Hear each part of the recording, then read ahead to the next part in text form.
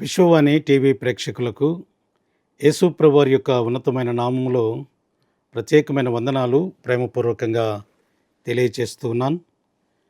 ఈ యొక్క టీవీ కార్యక్రమాలను వీక్షిస్తున్నటువంటి విశ్వవాణి పోషకుల కుటుంబాలకు మరియు అందరికి కూడా యేసు ప్రభువారి యొక్క నామంలో వందనాలు తెలియజేస్తూ ఉన్నాను. ఈరోజు ధ్యాన అంశం కొరకై పరిశుద్ధ బైబిల్ గ్రంథం నుండి అపోస్తలుల కార్యములు 7వ అధ్యాయము 17-18 వచనాలను చదువుకుందాం. అయితే దేవుడు అబ్రహామునకు అనుగ్రహించిన వాగ్దాన కాలము సమీపించిన కొలది ప్రజలు ఐగుప్తులో విస్తారముగా వృద్ధి పొందిరి. తుదకు యోసేపును ఎరుగని వేరొక రాజు ఐగుప్తును ఏలనారంభించెను. ఇతడు మన వంశస్థుల ఎడల కపటముగా ప్రవర్తించి తమ శిశువులు బ్రతకకుండా వారిని బయట పారవేయవలనని మన పితరులను బాధ పెట్టెను. ఆ కాలమందు మోషే పుట్టెను. అతడు దివ్య సుందరుడై తన తండ్రి ఇంట 3 నెలలు పెంచబడెను. దేవుడి మాటలు మన కొరకు దీవించునుగాక. ప్రియమైనటువంటి దేవుని బిడ్డలారా, దేవుడు అబ్రహాముకు వాగ్దానం చేశాడు.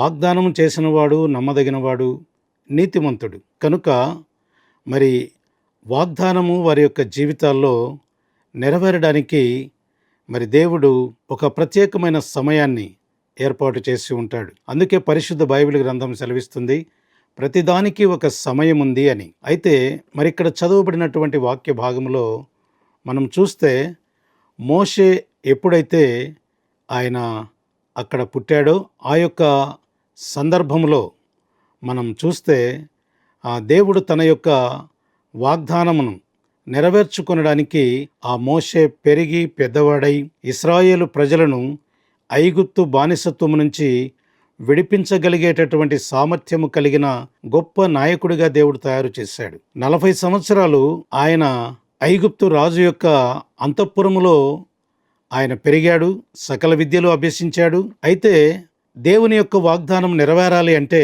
ఐగుప్తు అంతఃపురములో ఉంటే వాగ్దానం నెరవేరదు. అందుకే ఆయన మిద్యాను అరణ్యానికి తీసుకుని పోబడ్డాడు. అక్కడ 40 సంవత్సరాలు మిద్యాను అరణ్యములో కఠినమైన శిక్షణ దేవుని ద్వారా మోషే పొందిన తరువాత అప్పుడు మోషే ఇశ్రాయేలు ప్రజలను ఐగుప్తు బానిసత్వం నుంచి విడిపించటానికి గొప్ప నాయకుడు కాగలిగాడు.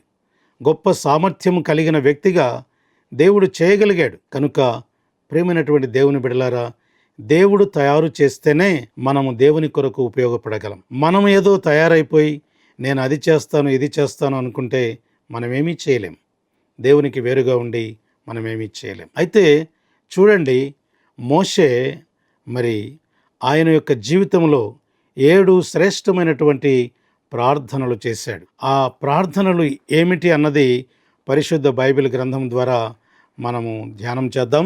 నిర్గమకాండము 14వ అధ్యాయము 14-15 వచనాల్లో మనం చూస్తే, యెహోవా మీ పక్షమున యుద్ధము చేయును, మీరు ఊరకయే ఉండవలనని ప్రజలతో చెప్పెను. అంతలో యెహోవా మోషేతో, నీవేళ నాకు మొరపెట్టుచున్నావు, సాగిపోవుడి అని ఇశ్రాయేలులకు చెప్పుము.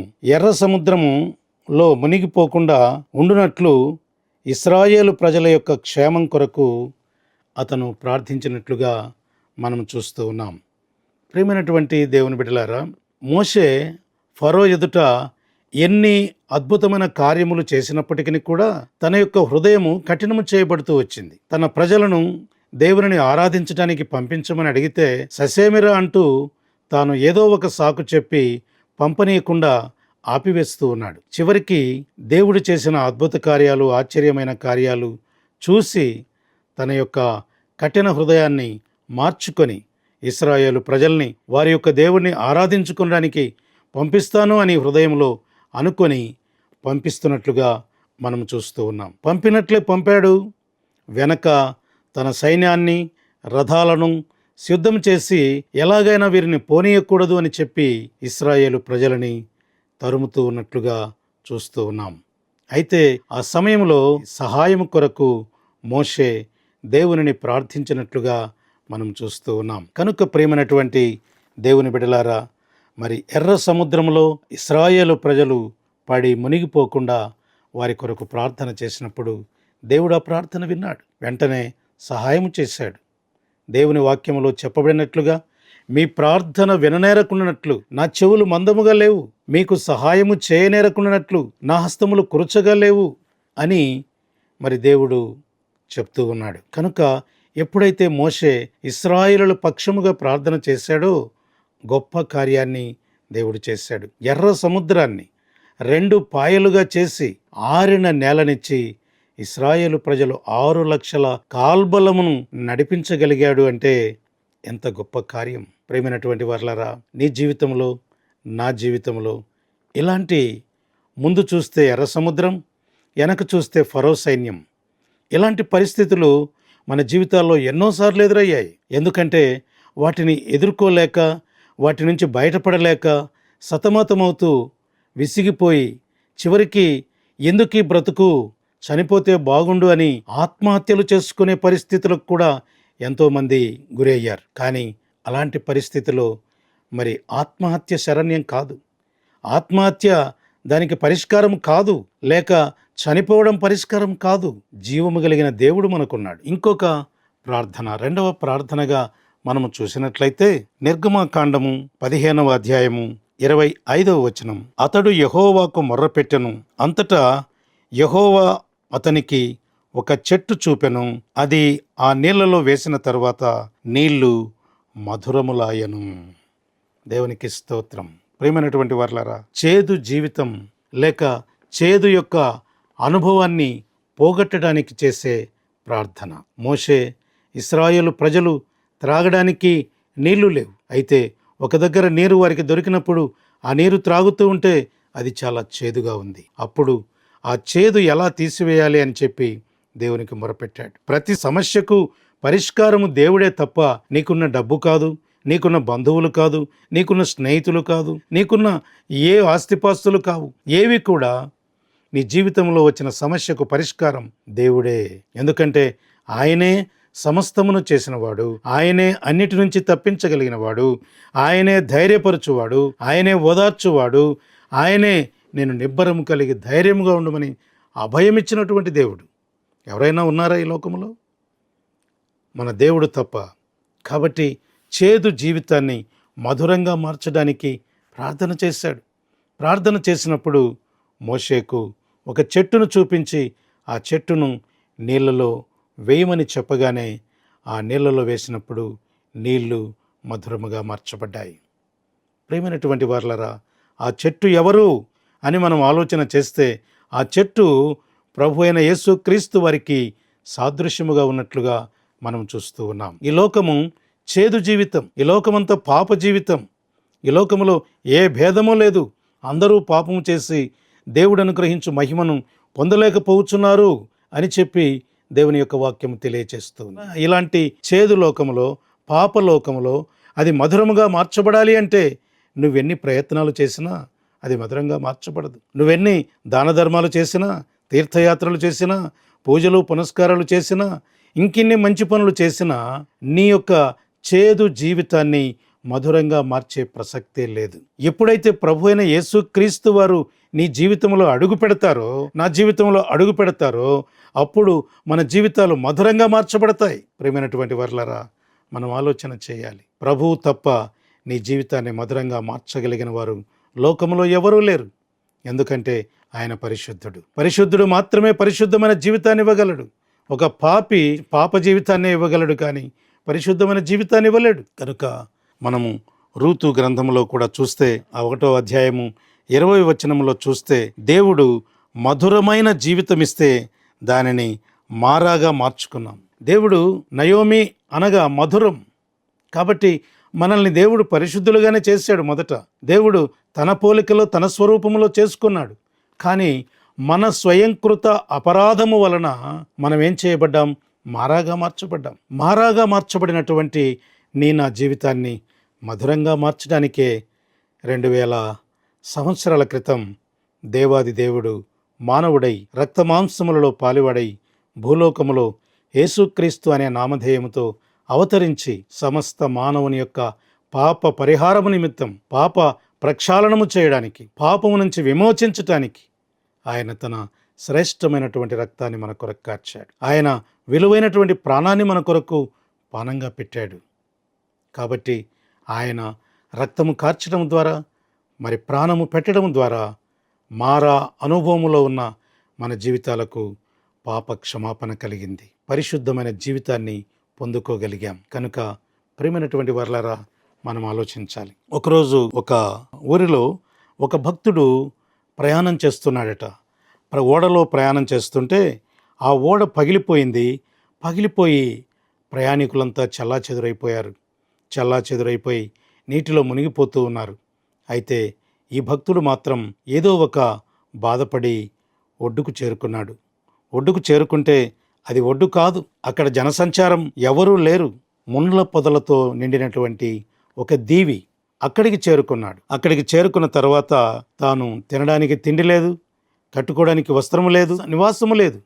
అయితే తాను ఏం చేశాడంటే ఆ సముద్రపు దరికి వెళ్ళి పగిలిపోయినటువంటి చెక్కలు, ఆ చెక్కలతో ఒక గుడిసెలాగా వేసుకుని అందులో నివాసం చేస్తూ ఉన్నాడు. తనకు మరి ఆకలవుతా ఉంది, ఏం చేయాలో అర్థం కాలేదు. సముద్రంలోకి వెళ్ళి చేపలైనా పట్టుకుందాం అని ఆయన సముద్రం దరికి వెళ్ళేటప్పటికీ ఇక్కడ గుడిసె ప్రమాదవశాత్తు కాలిపోతూ ఉంది. అయితే దూరంలో ఉన్నటువంటి ప్రయాణం చేస్తున్నటువంటి ఓడలో ఉన్న కొందరు చూసి వారు త్వరగా ఆ సముద్ర తీరానికి వచ్చి అంటుకున్నటువంటి మంటలను ఆర్పివేసి తర్వాత ఈ వ్యక్తిని వారి ఓడలో ఎక్కించుకొని తాను ఎక్కడికి వెళ్ళాలో అక్కడ గమ్యస్థానం చేర్చారు. కనుక ప్రియమైనటువంటి దేవుని బిడ్డలారా, చాలాసార్లు మన జీవితాల్లో ఇదిగో ఉన్న ఒక్క ఆశ్రయము పోయిందే, నా పరిస్థితి ఏమిటి అని ఆలోచిస్తూ ఉన్నప్పుడు ప్రభు నేనున్నాను, భయపడకుమని అభయమిచ్చే దేవుడు మనకున్నాడు. కనుక ప్రియమైనటువంటి వారలారా,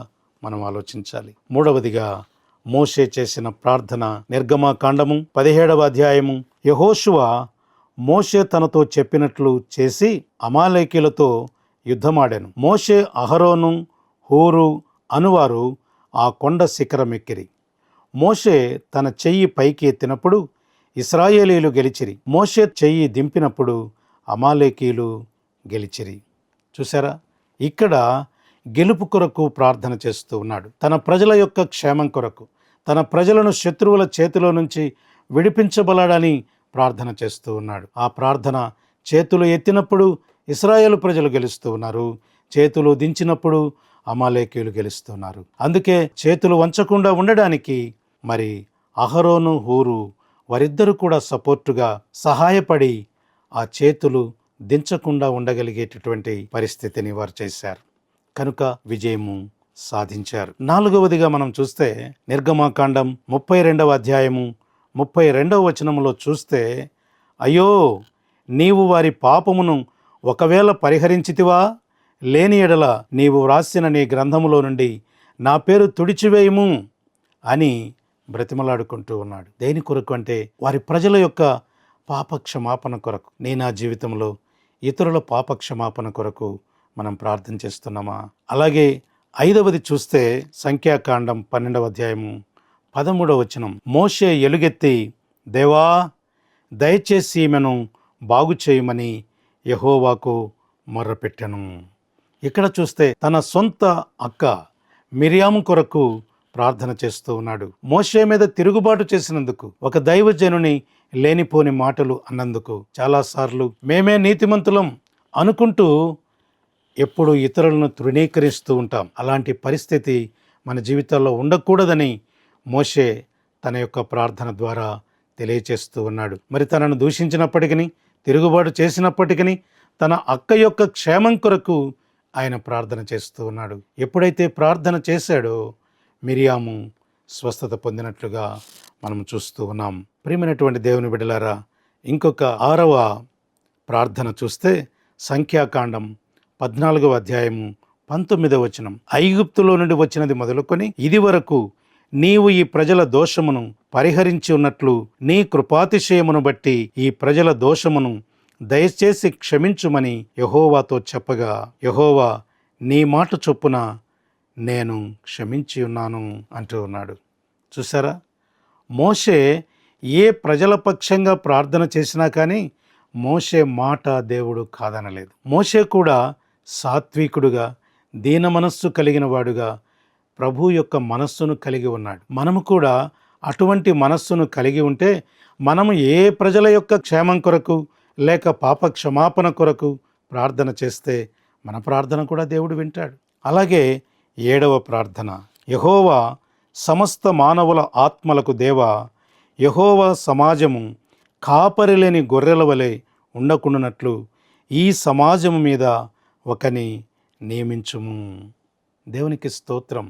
చూసారా, ఏదో నేను వచ్చాను, దేవుడు నన్ను నాయకునిగా వాడుకుంటున్నాడు, మరి ఏదో నా పని నేను ముగించుకొని వెళ్ళిపోదాములే అని మోషే అనుకోలేదు. నా తరువాత ఈ ప్రజలను నడిపించగలిగినటువంటి నాయకుడు, మంచి నాయకుడు కావాలి అని నాయకుని కొరకు ప్రార్థన చేస్తూ ఉన్నాడు. మరి మన ప్రార్థనల ద్వారా ఎంతమంది ఆశీర్వాదాలు పొందుకున్నారు?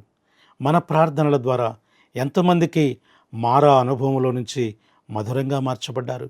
మన ప్రార్థన ద్వారా ఎంతమందికి పాపక్షమాపణ కలిగింది?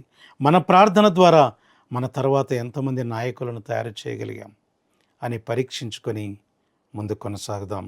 అట్టి కృప పరిశుద్ధాత్మ దేవుడు మనకు దయచేయనుగాక. ఆమెన్.